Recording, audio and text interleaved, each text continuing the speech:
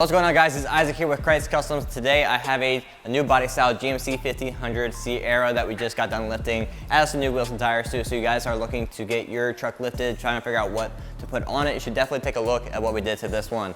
First off, I'm going to go over the lift kit, which is going to be a 6-inch rough country suspension lift kit. With this one, it's going to be the strut spacer combo, so it's just going to have that spacer that goes above the factory strut, which is going to help raise the truck up, raise the front and back, get a nice leveled look, but also fit this bigger wheel and tire package. The tire is going to be a 35-12-50 R22 Nitto Ridge Grappler. This one's going to be the hybrid tire, so it's a mix between the all-terrain and mud-terrain tires. So it's going to give you the best of both worlds, really. So it's going to give you the more aggressive look, but also it's going to have a quiet ride on the road and a long tread life. If you wanted to go with a different tire, you could go with the more of the mud terrain style, which is going to be the trail grappler for Nitto, which is going to give you better performance off-road, but also that more aggressive look. Or you can go with the all-terrain, which is going to be the tail grappler G2, which is going to be better for on-road experiences.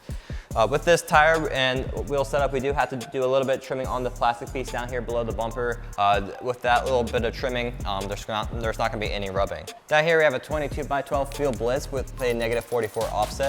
This one's going to be that concave look with the split spoke design in the gloss black and milled. So with that -44 offset, it's going to give you a nice concave look.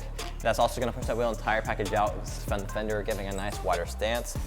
So this wheel comes in a lot of different sizes as well as finishes, so all that information is going to be down below so you can find the exact size you want. But it also comes in different finishes, from the gloss black and milled to a platinum and a DDT finish as well. So you do have plenty of options for this wheel.